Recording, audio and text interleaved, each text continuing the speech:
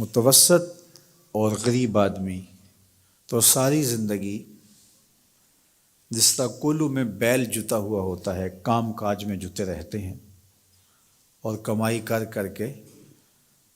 لوگوں کی ضرورتیں ہی پوری کرتے رہتے ہیں۔ ایک بیٹی کی شادی کی اور جمع شدہ پونجی اس پہ لگا دی، مقروض ہو گئے، پھر کچھ عرصہ قرضہ اتارتے رہے اور پھر اس کے بعد بیٹی کی شادی کی تیاری میں لگ گئے۔ اور اسی طرح بیٹوں کی شادیاں بھی آسان نہیں رہی، اس میں بھی جو دور موجود کے تقاضے ہیں اور پھر جس طرح بھاری اور بھرکم ولیمہ کرنے کا ایک کلچر پیدا ہوا ہے، جس سے آپ یہ معاشرے کو بتانا چاہتے ہیں، اپنی برادری کو بتانا چاہتے ہیں کہ ہم اتنے مؤثر ہیں اور ہمارے تعلقات اتنے وسیع ہیں۔ آپ کا قد کاٹ اور آپ کی شناخت ولیمے کے حجم سے معلوم ہوگی، شادی کی تقریب کے بڑا اور چھوٹا ہونے سے پتہ چلے گا کہ کوئی شخص کتنا معاشرے کا باوقار شخص ہے، جبکہ ماضی میں کسی شخص کے کردار سے پتہ چلتا تھا وہ کیسا شخص ہے، کسی کے رویوں سے سمجھ آتی تھی کہ وہ کیسا شخص ہے، اس کے کیے ہوئے وعدے بتاتے تھے کہ وہ کیسا شخص ہے، اس کی زبان کی سچائی، اس کا طرز زندگی، اس کا انداز معاشرت، اس کا طرز وفا بتاتا تھا کہ وہ کیسا شخص ہے۔ لیکن آج چونکہ یہ اقدار دم توڑ گئی ہیں تو ہم اپنے آپ کو بڑا بتانے کے لیے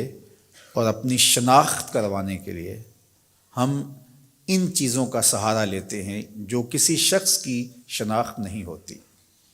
تقریبات کا حجم بڑھا کر کے اور اپنی دولت کی نمائش کر کے اور کچھ شخصیات کو اپنے پاس مدعو کر کے ہم یہ تاثر دینا چاہتے ہیں کہ ہم اس معاشرے کے انتہائی اہم شخص ہیں اور ہمارے تعلقات کا سلسلہ بہت دور تک پھیلا ہوا ہے، اور نتیجہ کیا کہ ہمارا سارا سرمایہ انہی کاموں کے اندر صرف ہو رہا ہے۔ متوسط لوگوں کے لیے بہت بڑی مصیبت اور بہت بڑا مسئلہ بن جاتا ہے، اور غریب آدمی بھی اس چکی میں پس رہے ہیں۔ یہ جہیز کا کلچر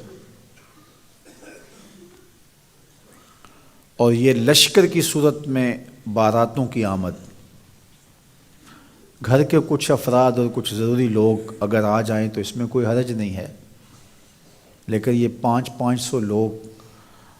ایک لشکر کی صورت میں بیٹی والوں کے گھر آئیں، اس کی کوئی تک بنتی نہیں ہے۔ اور پھر لوگ شروع یہاں سے ہوتے ہیں کہ آپ نے جو دینا ہے وہ تو اپنی بیٹی کو دینا ہے، ہمارے یہ مہمان آپ کے ہاں پہلی بار ہی آئیں گے تو ہمارے مہمانوں کو خوش ہونا چاہیے، ان کے بیٹھنے کا انتظام اچھا ہونا چاہیے، ان کے کھانے کا اہتمام ٹھیک ہونا چاہیے، ہمارا تو بس یہی مطالبہ ہے۔ اور پھر وہاں سے راستہ کھلتا ہے اور جہیز کے مطالبات بھی شروع ہو جاتے ہیں۔ بیٹی والوں پہ بوجھ نہیں ڈالنا چاہیے، لیکن بیٹے والوں پہ بھی بوجھ نہیں ہونا چاہیے۔ جب کسی معاشرے میں نکاح مشکل ہو جاتا ہے تو اس معاشرے میں بدکاری پھیلتی ہے، اس لیے نکاح کو آسان بناؤ تاکہ بدکاری کی طرف رغبت اور آسانی نہ ہو۔ ہمیں سادگی کے ساتھ نکاح کرنے کی تلقین کی گئی ہے، فرمایا نکاح اعلانیہ کرو اور نکاح کو مسجدوں میں منعقد کرو، اور بہترین نکاح وہی ہے جس پہ اخراجات بہت تھوڑے اور کم آتے ہیں۔